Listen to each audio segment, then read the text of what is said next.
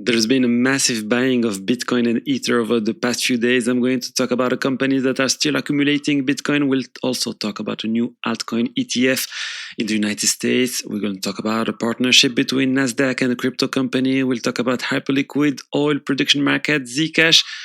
There are a lot of news today. Hello everyone and welcome to CryptoRed, the crypto news channel. Looking up at the crypto market right now, Bitcoin is at $69,000, up 2%. Ethereum around $2,000, up also 3%.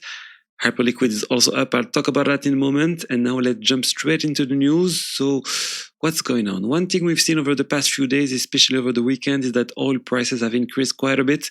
And actually over the weekend, we saw a very big move on Hyperliquid on the oil price market. Even though traditional markets were closed, on Hyperliquid you can trade 24/7 on the price of oil and several other assets.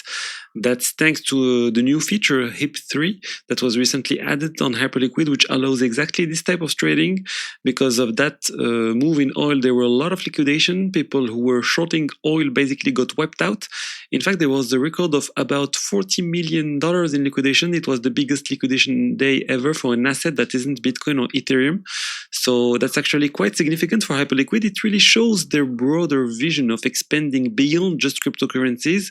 Well, this vision seems to be working. With the current geopolitical tensions and the war situation, a lot of traders turn to Hyperliquid to trade assets like oil outside of traditional market hours. So in my opinion, that's a positive sign for Hyperliquid, and it probably explains why Hyperliquid is outperforming the rest of the market right now. You can see it's up about 7% today. And for Zcash also that is up today, I have some other news in a few minutes. Moving on, there's also has been a bit of panic on the market recently around BlackRock. The issue is related to the private credit market, which is starting to show some sign of stress. A lot of money has been lent out, capital has been flowing in, and there's starting to be a lack of liquidity in certain areas. Because of that, BlackRock has limited withdrawals from one of its funds. Some people are worried that it could lead to contagion across other markets, potentially even crypto. The idea is that investors exposed to those private markets might start pulling money out of other risky assets to cover their positions. So yeah, there's definitely a bit of concerns around that situation. And interestingly, we're also seeing something similar emerging in decentralized finance. More and more protocols are offering very attractive yields backed by private markets. Personally, that's something I've stayed away from. For me, the whole point of DeFi is to move away, at least partially, from the problems of traditional finance. And the private credit market is extremely opaque. You often don't really know what's happening behind the scenes. The spirit of decentralized finance is supposed to be the opposite. You should be able to see exactly what's going on, where the yields come from, who holds the funds, what collateral is being used, and that's not the case for the credit market. Next, let's talk about Bitmine. Bitmine, the company that's been buying Ether massively, just kept buying even more Ether. Another 60,000 Ether in a single week, 60,000 tokens that represent roughly around $120 million. So it's lots. They now hold about 3.76% of the entire Ethereum supply, and they're moving toward the 5% mark. Their average purchase price is slightly below $2,000 for the latest buy, so basically around the current market price. But more importantly, look at what Strategy just did. It's pretty massive. They bought $1.28 billion worth of BTC in a single week. That's nearly 18,000 BTC, just huge. What's interesting is that their share of Bitcoin is almost comparable to Bitmine's share of Ether. Strategy now holds about 3.4% of the entire Bitcoin supply, and honestly, I think that percentage is going to look even more insane over time. Years from now, people will probably look back and say it's unbelievable that a single company managed to accumulate 3 or 4% of an asset worth an astronomical amount of money. I generally think it's already part of crypto history, but it will probably be remembered as one of the most remarkable trades ever made because the size of the position is enormous. We're talking about 40, 50, maybe $60 billion placed into a single asset. That is in some way still risky. 10 years from now, 20 years from now, it will be fascinating to see how this plays out. Of course, there are things Strategy does that I don't like. I've mentioned it before. They're offering, their different offering with those tokens like STRC, the ones with dividends around 10% that gradually increases to stabilize the price of the token. That kind of mechanism isn't really something I'm a fan of, but the core direction of the investment being long-term bullish on Bitcoin, that part I absolutely agree with. I fully support. Now, another piece of news that honestly shocked me when I saw it, it's about Flow, the Flow token. It's the Flow, the blockchain is the blockchain of Dapper Labs, the NFT blockchain, NBA Top Shot and other NFTs like that, originating from Dapper Labs. They had the hack back in December. There was an issue where people could generate Flow tokens improperly. It was a pretty serious problem, and now some exchanges in South Korea have announced that they're going to delist Flow from their platforms. We're talking about exchanges like Upbit, BitHump, Coin1. They said they plan to remove the token starting March 16. So honestly, nothing shocking there. Exchanges have the right to decide whether or not they want to list or delist certain cryptocurrencies, especially when there are security concerns. They might simply say there are security risks here, we want to delist this token. But what is really, really strange is that the Flow Foundation has filed a legal request to block those exchanges and prevent them from delisting the Flow token. I had honestly never seen anything like that before. For me, this should be a private decision made by the exchanges. Of course, I don't have all the legal details behind the argument they're using now, but their justification seems to be something like other exchanges are still listing the token. That's not really a valid argument in my opinion. These are private exchanges. Like I said, they should have the right to delist whatever cryptocurrencies they want. Anyway, I was genuinely stunned when I saw that news. Last week, I talked about the partnership between the parent company of the New York Stock Exchange, ICE, and OKX. Well, this time we have another partnership really similar, this one between Nasdaq and Kraken. It's basically on the same team to tokenize stocks and integrate with DeFi. Kraken already has its own blockchain called Inc. They already have their Kraken X Stocks project, the tokenized equities platform they acquired and they are deploying in many places.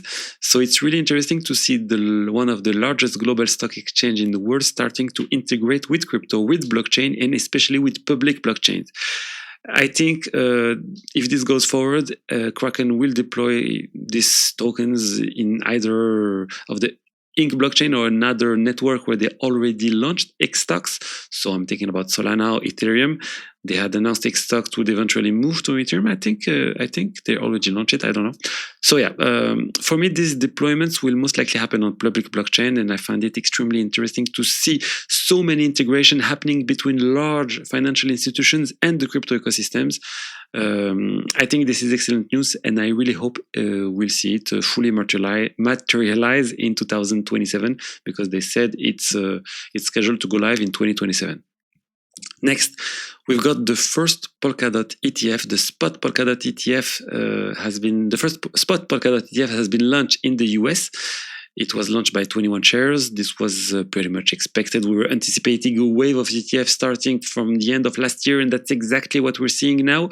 So good news for Polkadot. Of course, launching an ETF is one thing, attracting hundreds of millions or even billions of dollars is another. Not every altcoin ETF that launched in the United States ends up bringing massive capital. Some of them just don't get that kind of traction, but still it's positive development. 21 Shares is actually specialized in crypto ETPs, exchange-traded products around the world, especially in Europe. They've been offering this kind of product for years now. And little by little, I think they're going to start launching in the US many of the products they already offer in Europe. That will probably generate quite a bit of positive news for those cryptocurrencies. Now, let's move back to decentralized finance. Recently, PancakeSwap announced a new platform focused specifically on stablecoins.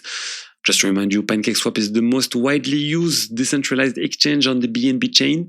They published this announcement, but then Curve Finance, which historically is a decentralized exchange specialized in stablecoins, the Curve Finance accused them of copying their open source code without respecting the proper license. They apparently found sections of the code that were exactly the same, and in one of those pieces of code there was even a funny line that said, which license should we use here, in the comments. After that, the PancakeSwap Twitter account responded directly to Curve that they will contact members of their team to discuss this directly with them. Honestly, that's a bit worrying. The fact that they didn't properly apply the license or ask for authorization, especially because from what I saw in the discussion, this wasn't just a raw copy code. It also the code was also customized. And Curve's code base is actually pretty complex. If you try to modify things on your own without fully understanding it, there's a real risk of introducing bugs, vulnerabilities, exploits, or even hacks. So people need to be careful with that. Personally, I've never really gone to PancakeSwap to farm yield. I haven't used the BNB chain that much either. Even back during the shitcoin era, I wasn't really involved in that ecosystem. I was mostly on Ethereum. So yeah, I don't really recommend using those kinds of platform to provide liquidity for stablecoins or anything like that, because yeah, I'm not really sure about their security. Now, let's talk about Kalshi and Polymarket, the two biggest prediction markets platform right now. Both of them are reportedly raising funds at valuation at around $20 billion each. What's happening in prediction market right now is pretty crazy. Personally, I think we might be looking at a bit of a bubble. Those are extremely high valuation.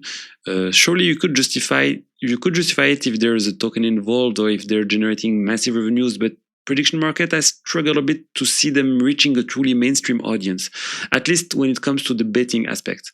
At the end of the day, it still resembles gambling in a way, online betting, even if it's not officially framed like that. So it remains, I don't know, kind of a niche market. The question is, can that niche market generate that much money or a lot of money? The way I personally use these platforms, and I'm actually very happy with this use case, is more as an information and probability tool to understand what events might happen. For example, if you're an NBA fan, you can look on Polymarket and see that there's an 80% chance that Wembanyama wins Defensive Player of the Year. That's the kind of thing that interests me, and I follow those probabilities and the evolution of those events. Another example, the Oscars. Recently, there was a complete shift in the probability that Timothée Chalamet would not win, in fact, the Best Actor. So suddenly another actor became the favorites, Michael B. Jordan. So yeah, there's a lot of signals, a lot of change of probability, and it's really good to see that collective intelligence of the market often produce pretty accurate insights about future events, and that's extremely useful. But you don't actually have to pay Polymarket to benefit from that information. There's no direct revenue tied to people simply reading those probabilities. The real money comes from people who actually place bets and put money on those events. So yeah, in my opinion, there might be a bit of a bubble there. That's just my view, of course.